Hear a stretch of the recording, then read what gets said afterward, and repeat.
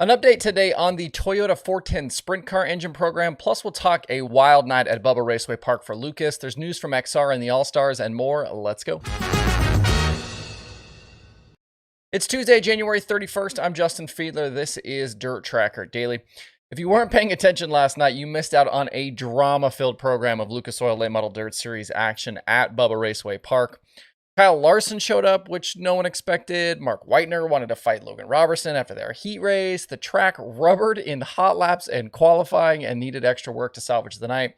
Shane Clanton, Tyler Bruning, and Tanner English were all DQ'd after qualifying for being light at the scales, and then Clanton packed up his stuff and left. And we had several on-track incidents during the feature that wiped out some contenders.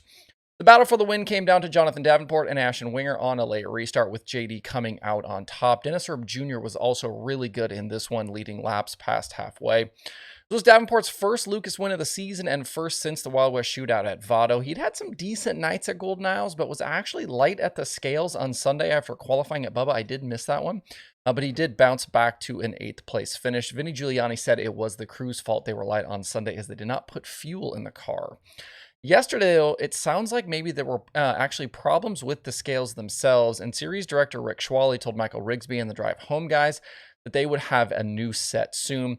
Last night's third for Dennis Erb Jr. and the fourth for Tyler Erb were both big bounce backs after they've each had poor performances so far during speed weeks. It was the first Lucas top 5 for each of those drivers, and Tyler Erb is already kind of in a big points hole. He's down in 11th right now, and that's even with last night's good run. Ricky Thornton Jr. was in line for yet another top 5, but got turned late in the feature by Devin Moran and finished 19th. Moran took the blame afterwards. RTJ was not happy, but RTJ did slip quite a ways back from Overton in the standings. RTJ probably would have been the points leader too if it wasn't for that spin. And one other note from the drive home last night, Jimmy Owens is apparently done for speed weeks. 5 nights with Lucas have resulted in just 3 feature starts and a best finish of 14th. He was also 19th and 26th with the Outlaws at Volusia. He was declared along with teammate Jordan Kohler for both national tours, so we'll see what this means for his status going forward, but certainly not a great start here for Owens with the new team. The Lucas guys are off now for today and tomorrow. They've got practice on Thursday at Alltech and then 2 race nights Friday and Saturday before they then head to East Bay. I've had a few folks ask me in recent weeks about the current status of the Toyota Racing 410 Sprint Car engine, which we've seen used here and there in the last few seasons. We know that James McFadden and Roth Motorsports will campaign them this season with the World of Outlaws, and thanks to Christopher Bell's time on David Gravel's live stream last night, we got a few more details. Aaron Reitzel is still using one, and there's actually 2 suppliers building them in Speedway and Ryder. Speedway has the Toyota Midget engine program, and we knew that they've been involved kind of in a lot of this anyway. This was the first time, though, that I'd heard about Ryder being kind of involved in this program. Gravel asked about why they aren't actually available for teams to buy yet, and Bell said that parts failures, mentioning specifically crankshafts, have slowed TRD's progress. They didn't want to roll out full-scale production until they'd worked out some of these issues. So JMac and Roth plus Reitzel will use them in 2023 with a larger rollout still in question. Bell and Gravel also talked about the new Bell Kemena team and Bell's lack of a dirt schedule. We should see the BKR sprint car at maybe 20 or 25 races this season, he said, but it will not be full-time. Gavin Boschel was in the car last weekend at Volusia with the USCS, and as I've mentioned before, we won't see Bell in a dirt race anytime soon. He confirmed that JGR is not cool with him running sprint car at midget shows, among other things. He said that Coy Gibbs was a big supporter of his extracurricular racing, but now that Coy has passed away, he doesn't have that support inside JGR anymore, and that Coach Gibbs is very much against any of this other racing. So don't expect to see Bell at the Chili Bowl, in a micro at Millbridge, or in any sprint car shows for at least the time being. You can watch the full show with Gravel and Bell over at youtube.com/DavidGravel. And yesterday, the XR Super Series finalized what their 2023 season will look like with a bit of a reworked schedule. We had already seen dates for a lot of these events, but there have been some changes. This season, the XR Late Model Series will have 10 race nights starting March 24th at Volunteer Speedway and ending October 28th at Alltech.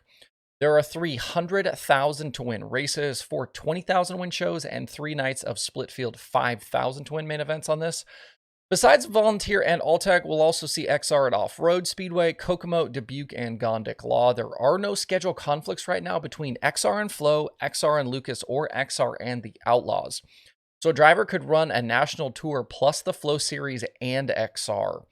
There are no Las Vegas XR dates this year, and they are planning a full championship, including a points fund. All of those details will be announced soon. This version of the XR Super Series is very different than the one we saw in 2022, as the organizers find their footing in a model that really makes sense for both the series and its competitors. If you want to see more information about the series and their schedule, head over to xrsuperseries.com. I was really hoping we'd get to see some sprint cars this coming weekend, and I was actually maybe pondering a trip down there, as it's not super far from my house. But as of yesterday, the season opener at Senoia for the All-Stars has been canceled. Facility is already wet. More rain is forecasted for the coming days. The event will not be made up, so we won't see the All-Stars until next week at Volusia. Monday the 6th is a full program for the UMP Modifieds, and then the sprint cars start Tuesday. We get 2 nights of All-Star action, and then the World of Outlaws season kicks off on Thursday there at Dirt Car Nationals. Before we move on, a quick thanks to some new channel members. We're now up to 39 with the addition of Sean, Chris, Danny, and Greg over the weekend. Really appreciate you guys jumping on to support what I'm doing here.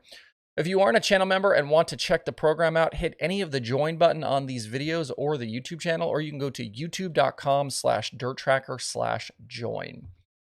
Last night was the season finale for the iRacing World of Outlaws Sprint Car Series. And going in, I thought Alex Bergeron had this championship wrapped up. He had a 23-point lead over Tyler Schell to start the night, and Schell hadn't won or even led a lap all season. It certainly looked like a massive long shot for Schell, but right off the top, things went his way.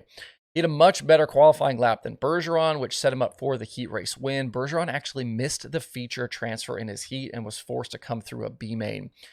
The series awards points for heat race action, so the gap was 19 to start the night's main event. Bergeron needed to finish 7th or better to guarantee the title. Aiden Forster and Schell started together on a front row, and those two battled it out all race long for the win. Bergeron was able to make quick progress through the field, but stalled out mid-race just around the top 10. He had a pretty fierce fight with Tanner Pettit and Kendall Tucker, but was just not able to get into that 7th position. Out front, Schell took over the lead inside 10 to go, and then coming to the checkered, had to throw a massive block, which basically meant crashing James Edens to score the victory. Hard to blame him, though, racing, though, for the championship. They were Schell's first laps led, his first one of the season, and with Bergeron ending up 10th, the performance was good enough to see him bag the $10,000 championship. It was an incredible comeback for Schell, who just seemed to be right outside of contention all season, chasing Bergeron and Timothy Smith. On top of the 10 Gs, Schell will get a trip to Dirt Car Nationals to be honored and get the VIP treatment there in a few weeks. Massive upset from Schell, and Bergeron missing just isn't something we've seen very often. Definitely another fun season, though, with the iRacing Pro Series. There are 3 shows on today's streaming schedule. Flow Racing has modifieds from East Bay for Winter Nationals and Flow 24/7. There's also Dirt Vision now. To see the full daily streaming schedule with links to watch, visit dirttracker.com/watch tonight. All right, that's it for the show today. Please hit that subscribe button, like this video, hit the notification bell if you don't do so already. Thanks everybody for tuning in. We'll be right back here tomorrow for more Dirt Tracker Daily.